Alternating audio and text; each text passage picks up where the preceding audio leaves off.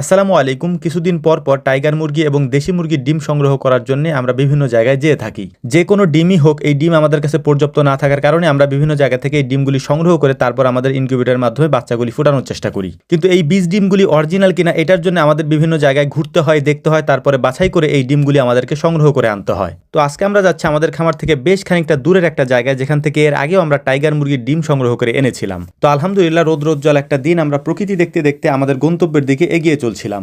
একটা কথা হয়তো আপনি বলতে পারেন যে ভাই, এরকম ডিম সংগ্রহ করার জন্য বিভিন্ন খামারে বা বাড়িতে বাড়িতে যাওয়ার কি দরকার, বললেই তো সেই ডিমগুলি আপনাদের খামারে পৌঁছে দেয়। হ্যাঁ ভাই, এটা আমরাও জানি। অনেকে আমাদেরকে বলেনও যে ভাই টাকা পাঠিয়ে দেন, আমরা ডিম আপনাদের খামার পর্যন্ত পৌঁছে দিই। অনেকে আবার এটাও বলেন যে ভাই টাকা পরে দিয়েন, আগে ডিম নিয়ে নেন, সমস্যা নাই। কিন্তু আমরা সেটা করি না। আমরা নিজেরা সশরীরে গিয়ে তারপর দেখে শুনে বাছাই করে তারপর ওই জিনিসটা আনার চেষ্টা করি। সেটা ডিম হোক বা মুরগি হোক বা যাই হোক না কেন, সেটা আমরা নিজেরা দেখে শুনে বাছাই করে তারপরে নিয়ে আসি। তো আলহামদুলিল্লাহ আমরা এই খামারে চলে এসেছি। তো ভাই আমাদেরকে স্প্রে করে দিচ্ছিলেন জীবাণুনাশক দিয়ে, কারণ এটা আমরা আগেও বলে রেখেছিলাম যে ভাই স্প্রে করে তারপর আমাদের খামারে ঢুকাইয়েন। কারণ বর্তমান সময়টা হাঁস মুরগির জন্য খুবই কঠিন একটা সময়। এই সময় সব থেকে বেশি রোগ বালাই ছড়াচ্ছে, যে কারণে যে কেউ খামারে ঢুকলে তাকে জীবাণুমুক্ত করে তারপরে ঢুকানো উচিত। তবে সব থেকে ভালো হয় এই সময়টাতে খামারে কাউকে ঢুকতে একেবারেই না দেওয়া। তো যাই হোক, আলহামদুলিল্লাহ ভাইকে আমি আগে থেকে ডিম সংগ্রহ করে রাখতে বলেছিলাম। তো উনি আগে থেকে ডিমগুলি সংগ্রহ করে রেখেছেন। তো উনি আমাকে ডিমগুলি বাইর করে এনে দিলেন এবং আমরা সুন্দর করে এইগুলিকে ক্যারেটের মধ্যে এবং আমাদের যে খালই বলি আমরা, ওই খালোর মধ্যে করে সুন্দর করে সাজিয়ে তারপর এটাকে প্যাকেট করার চেষ্টা করতেছিলাম, যাতে করে খুব আরামে এইগুলিকে আমরা নিতে পারি,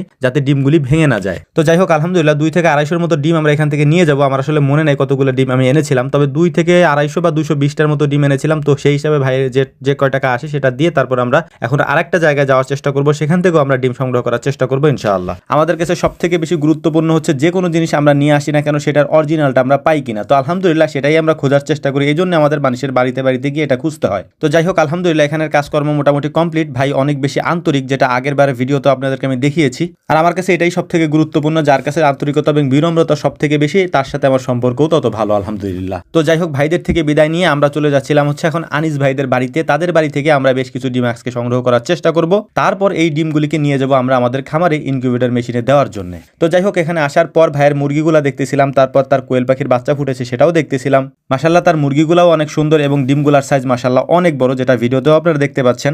এসব ডিমগুলি থেকে যে বাচ্চা ফুটে সেই বাচ্চাগুলির সাইজও তুলনামূলকভাবে অন্যান্য বাচ্চার থেকে একটু বড় হয়। তো যাই হোক, আলহামদুলিল্লাহ এখানে ডিমগুলিকে সংগ্রহ করার পর আমরা তার আরেকটা খামারে, ভাইয়ের অনেকগুলো টাইগার মুরগি আছে, তো সেখানে গিয়েও মুরগিগুলোকে দেখার চেষ্টা করতেছিলাম। এগুলি দেখাশোনা করার পর আমরা এখন চলে যাব হচ্ছে আমাদের খামারের দিকে। যেহেতু রোজার দিন, খুব দ্রুত আমাদেরকে যেতে হবে, কারণ রমজান মাসে সারাদিন কাজ করলেও কাজ শেষ করা যায় না। এ কারণেই মূলত হচ্ছে যে আমাদের একটু দ্রুত করতে হয় যে কোনো কাজ। তো যাই হোক, আলহামদুলিল্লাহ সব কাজ কমপ্লিট করে আমরা চলে এসেছি আমাদের খামারে। এখানে এসে পড়লাম একটা আলাদা বিড়ম্বনা, সেটা হচ্ছে আমাদের ইনকিউবেটর মেশিনের ভিতরে আমাদের এই ডিমের খাঁচাগুলি ছিল না, যে কারণেই পরবর্তীতে যখন আমরা আবার বড় একটা মেশিন অর্ডার দিচ্ছি, সেটা আপনাদেরকে ভিডিওতে দেখানোর চেষ্টা করব। সেই মেশিনের মধ্যে ওই ডিমের খাঁচিগুলো আসবে, তখন এটা আমরা বসানোর চেষ্টা করব। তো আমাদের জন্য দোয়া করবেন। আসসালামু আলাইকুম।